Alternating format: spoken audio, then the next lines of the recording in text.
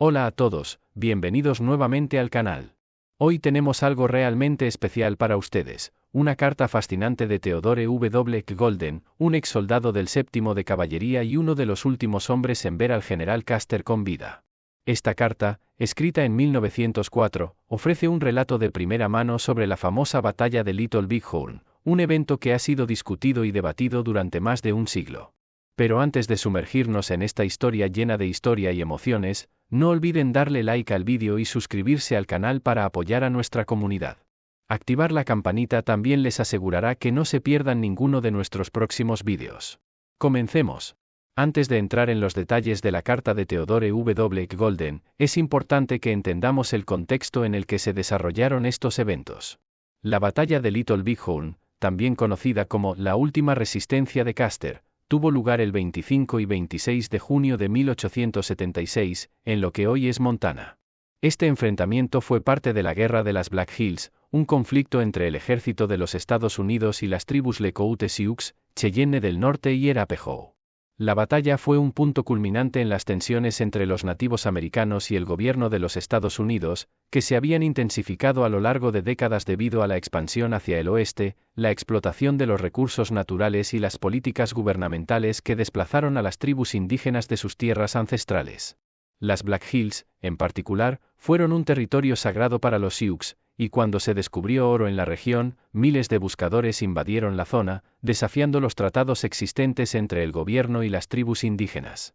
El general George Armstrong Custer, una figura carismática y controvertida, lideraba el 7º de Caballería en una campaña destinada a obligar a los nativos americanos a regresar a sus reservas. Custer era conocido por su valentía en combate, pero también por su tendencia a tomar riesgos innecesarios, algo que muchos creen contribuyó a su derrota final en Little Bighorn.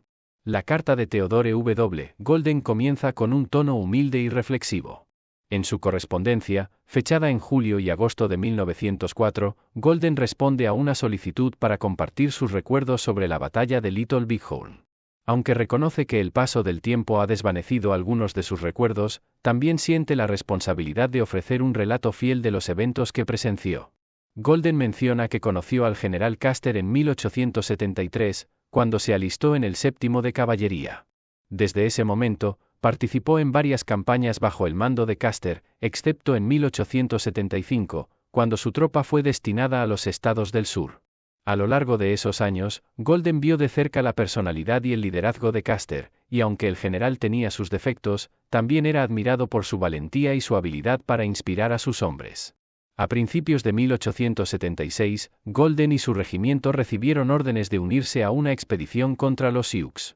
Esta campaña formaba parte de un esfuerzo más amplio del ejército para controlar las tribus nativas americanas que se negaban a regresar a las reservas asignadas.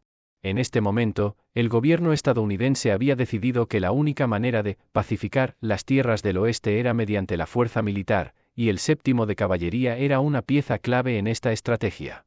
Golden relata cómo su batallón se desplazó desde Shreveport, Luisiana, hasta Fort Lincoln, en el territorio de Dakota. Al llegar, el general Custer se encontraba en Washington, testificando ante un comité de investigación.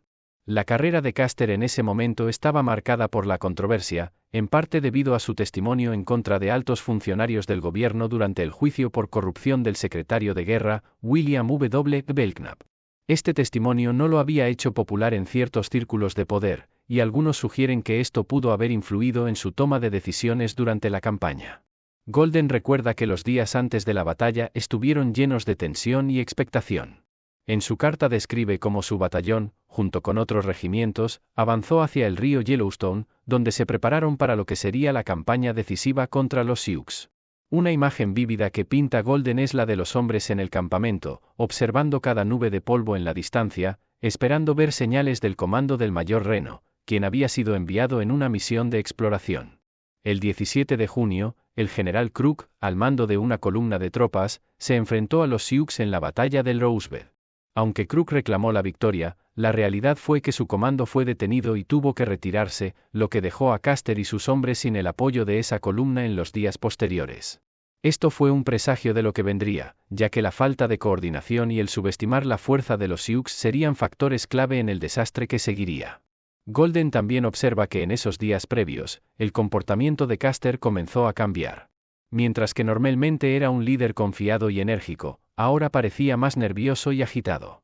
Esto se reflejaba en sus decisiones, ya que Custer parecía estar bajo una gran presión para tener éxito en la campaña. A pesar de las advertencias de algunos de sus oficiales y scouts, Custer estaba decidido a avanzar rápidamente y enfrentar a los indios lo antes posible. El relato de Golden sobre los días que precedieron la batalla es fascinante. Habla de la marcha desde Fort Lincoln hasta el río Yellowstone y luego hacia el río Powder. Fue aquí donde se dejó el tren de suministros y los reclutas desmontados, lo que refleja la confianza de Custer en su habilidad para avanzar rápidamente y sorprender a los Sioux. Sin embargo, esta decisión de avanzar sin el apoyo logístico completo sería uno de los muchos factores que contribuyeron a la eventual derrota. Custer, conocido por su estilo de mando agresivo, rechazó la artillería y el segundo batallón de caballería que le ofrecieron en el último consejo de guerra. Según Golden, Custer creía que la artillería ralentizaría su avance, un testimonio de su deseo de moverse con rapidez y audacia.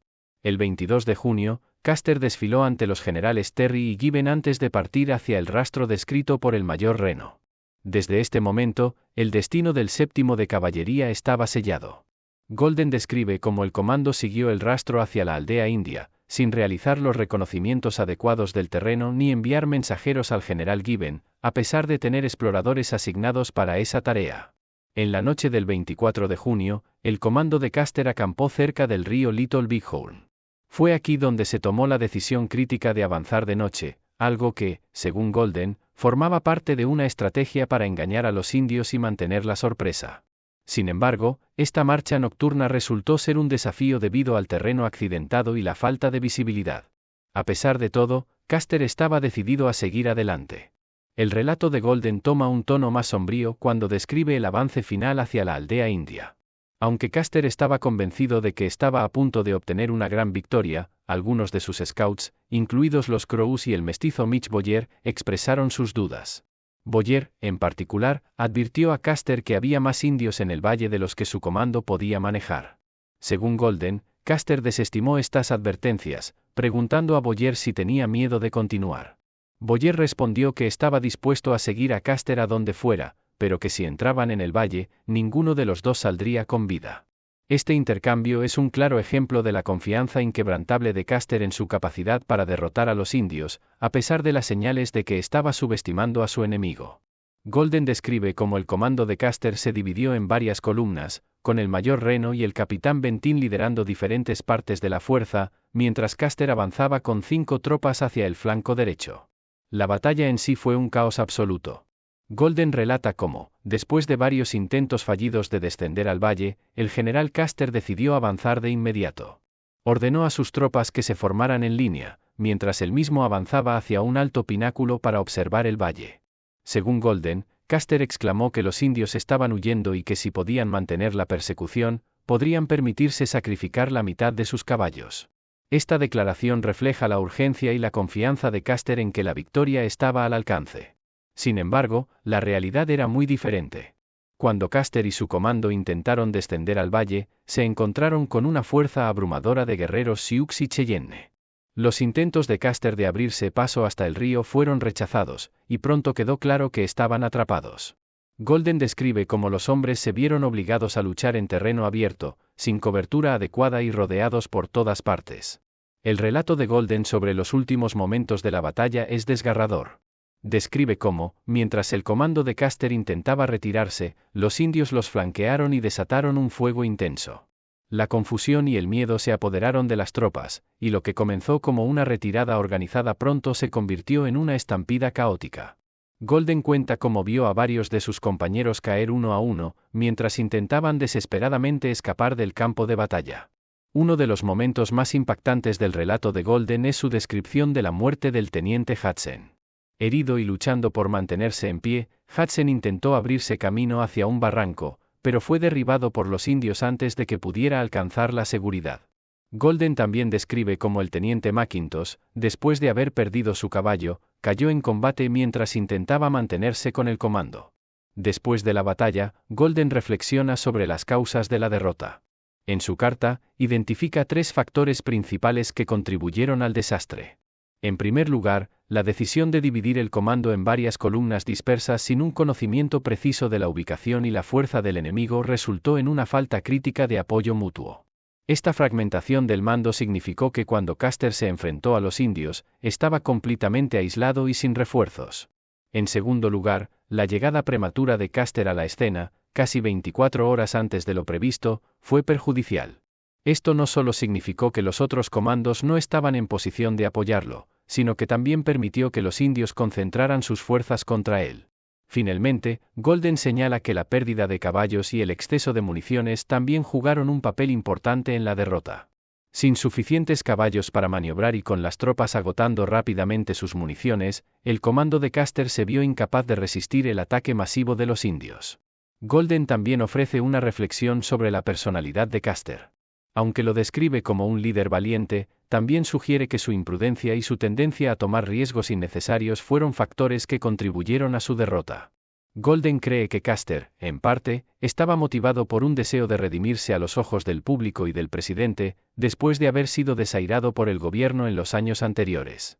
Esta necesidad de reivindicación personal pudo haber nublado su juicio y llevado a la tragedia de Little Bighorn. La batalla de Little Bighorn sigue siendo un tema de gran interés y debate en la historia de los Estados Unidos. Aunque fue una victoria para los Sioux y sus aliados, también marcó el principio del fin para ellos. En los meses y años que siguieron a la batalla, el ejército estadounidense intensificó sus esfuerzos para someter a las tribus indígenas, y muchos de los líderes que participaron en Little Bighorn, como el jefe Sioux Sitting Bull y el jefe Cheyenne Caballo Loco, fueron capturados o asesinados. Para el general Custer, la batalla aseguró su lugar en la historia como un mártir y héroe trágico, aunque su legado sigue siendo controvertido. Algunos lo ven como un símbolo de la valentía y el espíritu pionero estadounidense, mientras que otros lo critican por su arrogancia y la brutalidad de su enfoque hacia los nativos americanos. Y así concluye el relato de Theodore W. Golden sobre la batalla de Little Bighorn. Esperamos que este relato de primera mano les haya brindado una nueva perspectiva sobre uno de los eventos más dramáticos de la historia estadounidense.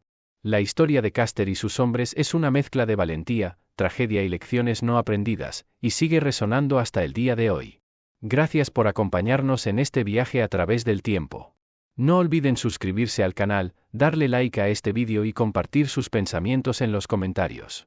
Nos encantaría saber qué piensan sobre esta historia y qué otros temas les gustaría que exploráramos. Hasta la próxima.